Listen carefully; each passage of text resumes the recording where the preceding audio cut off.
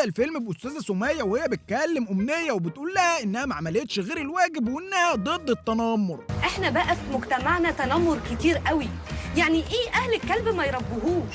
معروفة قلة التربية تطلع كلب متنمر، ودي أول حالة تنمر لكلب على إنسان تم تسجيلها. المهم بيجي الطباخ عشان يسألها تاكل إيه فبتتنمر على أكله. بدليل الرز اللي بتجيبهولي كله ميه، ما بيبقاش رز عادي، ده بيبقى رز مهروس، ده انت كل يوم بتاخد اكل قد كده من التلاجة لعيالك. طبعا فرج بيزعل وبياخد بعضه ويمشي، فبتجري وراه وتسأله. عارف يعني ايه تنمر؟ كانت خايفة تقريبا نروح يفضحها بعد المواعظ اللي عمالة تقولها من أول الفيلم دي. بنلاقي الحاج مختار وبنته سالة وحفيده علاء اللي في كلية الطب قاعدين. بيسأل الحاج على عمر ابنه، فبنته بتتلخبط كده وبتقول له ده نزل من بدري من الفجر عشان عنده شغل، ده حتى زهرة عملت له سندوتشات وكلها قبل ما ينزل. بنروح لدكتور حسام المستشفى، فبنلاقيهم عاملين أجواء كوميدية كده عشان يموتونا من الضحك.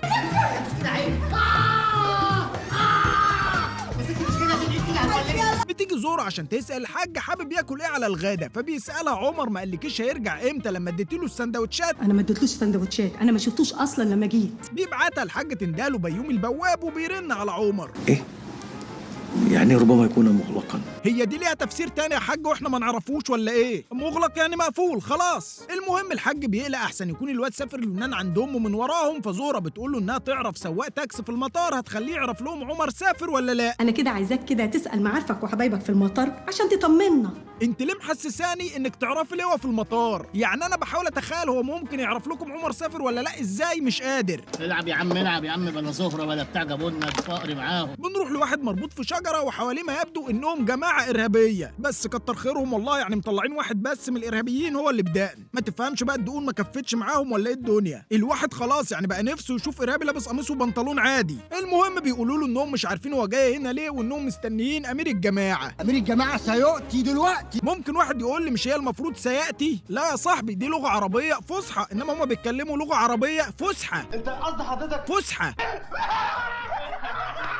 بنرجع للحاج اللي بينده زهرة عشان تشوف سيد السواق عمل لهم ايه في حوار عمر. انا رحت وبصيت ولا في يونان بقى ولا في حاجه، والكسوفات كلها ولا فيها عمر حطاب ولا فيها اي حد يا ست. اعمل لك ايه بقى؟ بغض النظر يعني عن انه ما اتحركش من على القهوه، بس هو اللي بيتكلم كانه مدير امن المطار. الحاج مختار بيلجأ لخطه ماكره وبيقول له زهره تكلم سلوى بنته وتسالها تعمل ايه لعمر على الغدا، بس تفتح السبيكر عشان هو كان حاسس انها بتحور عليه الصبح. ما تجيبيش سيره لبابا خالص، ولو سالك عن عمر حوري كده في الكلام. حاضر يا دكتور. اسمعي بقولك عليه. بيبعت البواب يدور على عمر في الكومباوند، وبيبدا بقى يقول للناس في الكومباوند ان عمر مش لاقيينه. فالمهم واحد من سكان الكومباوند بيتصل على ابنه اللي هو الدكتور حسام وبيحكي له اللي حصل لعمر، وبيقول له انه لازم يجي يدور مع جيرانهم. ده كومباوند ده ولا حاره شعبيه؟ ده ايه الجدعانه دي كلها؟ بيوصل حسام وبيقول لهم لازم نعمل محضر، وبياخد الحاج ويطلع على الاسم. بيقابلوا الرائد عصام وبيقولوا له ان ابن الحاج مختار مختفي، فبيسالهم سؤال هو منطقي بس يعني تحسه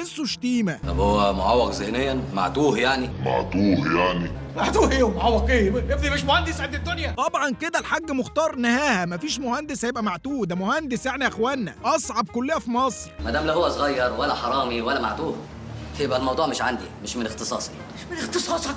امال اختصاص مين؟ الفيفا. يعني انت شايف ده وقت كوميديا يا حاج مختار؟ المهم الظابط بيقول لهم سيبوا الرقم وانا هتابع معاكم لو وصلت الحاجه، وبيبقى في 2 مسجلين واقفين بيسمعوا الحوار، فبيقرروا ان هم يشتغلوا الحاج مختار ويطلعوا بمصلحه. اول ما بيخرجوا بيطلب من فشه يجيب له موبايل مسروق عشان يكلموا منه الحاج مختار، فبيسيبه ويركب ميكروباص اللي هو بص هطلع اسرق لك موبايل حالا وجاي. وفعلا خلال 3 ثواني مثلا كان رجع بالموبايل اللي هو ملحقش يقعد في الميكروباص اصلا. يا ابني الجماعه اللي كانوا بيكلموني دول هم اللي خاطفين ابني وطالبين فديه 50,000 جنيه. الحاج بيقول له حسام على اللي طلبوه منه، فحسام بيقول له ما ينفعش تديهم الفلوس كده غلط ولازم نبلغ الشرطه. فالحاج بيقول له يا ابني ده مديني مهله نص ساعه وممكن يعملوا في ابني اي حاجه. فحسام بيجاوب عليه اجابه مفحمه، العمار بيد الله يا حاج.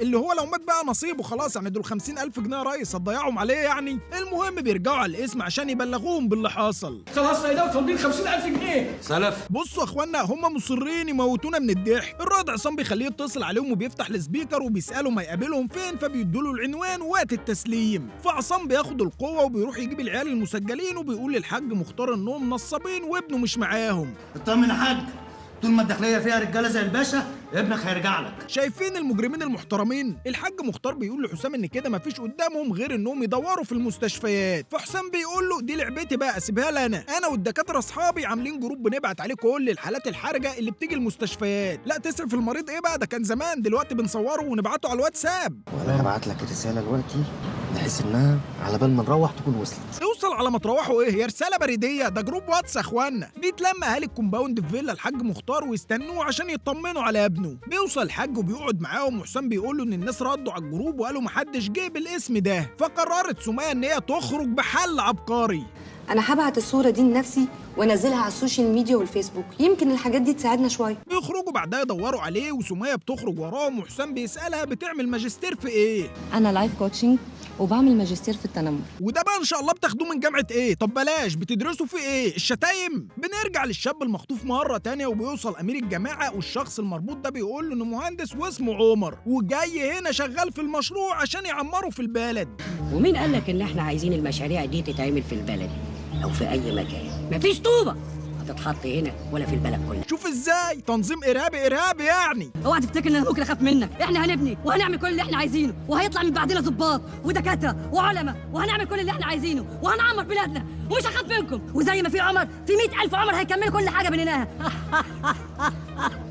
في يا عم عمر كبرت الموضوع قوي، ده الرجاله اللي واقفه دي اخرها قلمين، ده ماسك سيف اصلا، لسه السلاح ما وصلش عندهم. تامر بيقول لحسام ان في مكان من اللي سال فيهم قالوا له ان عندهم معلومات عن عمر وهيروح يشوف ايه الدنيا. بتوصل بعدها اخباريه للاسم ان في ارهابيين خطفوا المهندس عمر، وبيتجه الرائد عصام عشان يشوف ايه الموضوع. انا الحقيقه كنت لسه هعلق بس عصام قام بالواجب. هو مفيش ضابط غيري هنا ولا ايه؟ هو فعلا ده التفسير الوحيد، ان مفيش ضابط غيرك في الفيلم. وبعدين ارهابيين ايه اللي رايحين لهم بالبوكس دول؟ المهم بنروح نلاقي الجماعه فاتحه لايف على التيك توك وبتقول الارهابيين يكبسوا، ولو حد بعت اسد هيخلصوا عليه. تنظيم كفو احكام الصراحه. ولكن الرائد عصام المطنوخ بيوصل وبيكسب الجوله بالجحفله وبيقبض عليهم. هم كانوا خاطفينه في الخرابه ولا ايه؟ التنظيم ده فين بالظبط؟ المهم بياخدوا عمر على المستشفى اللي فيها مين؟ حسام. بص هو الفيلم ده ظابط واحد ودكتور واحد، وكانوا ناويين يعملوه بممثل واحد اصلا. المهم حسام اول ما بيشوفه بيقول له ده الحاج مختار هيفرح قوي لما يشوفك، ولكن عمر بيقول له ان ابوه ميت من 10 سنين. انا عمر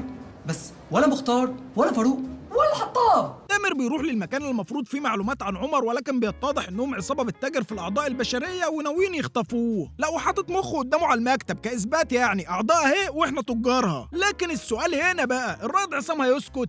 سمعت بان الجميع يبكي شوقا لرؤيتي فاتيتك يا عد الاوضاع. كنترول سجل واحد باك يسبب لهم ارتباك. تجارة أعضاء إرهاب مخدرات خطف أي حاجة هو موجود، تقدر تقول كده ده القائم بأعمال وزارة الداخلية عموما. عاصم بيه أكبر تاجر أعضاء بشرية. أكيد يقصد أكبرهم سنا، ده شكله مش لاقي ياكل أصلا. تامر بياخدهم بعد كده ويقول لهم كده فاضل إننا ندور عليه عند زعيم الكيف. وهم قاعدين بيوصل واحد مضروب بالنار، وعبد الله مشرف بيقول له يا تعالجه يا هقتلك، فبيضطر يعالجه في أجواء كوميدية تدعو للانتحار.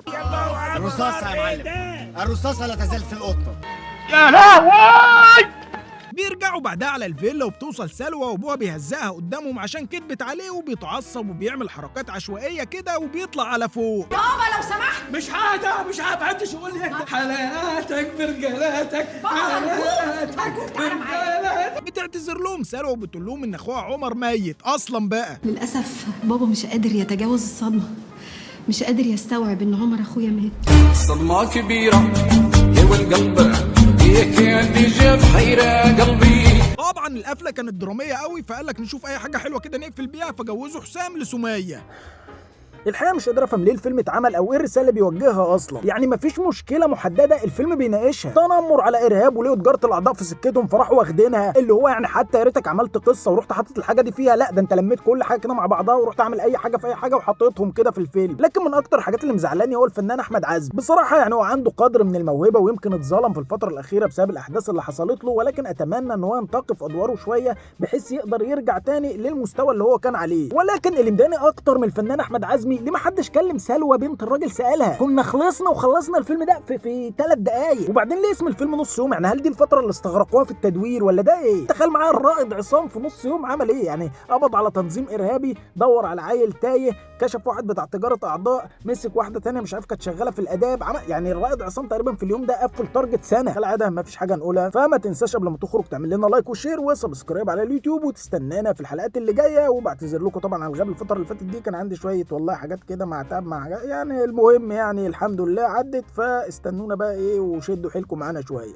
سلام.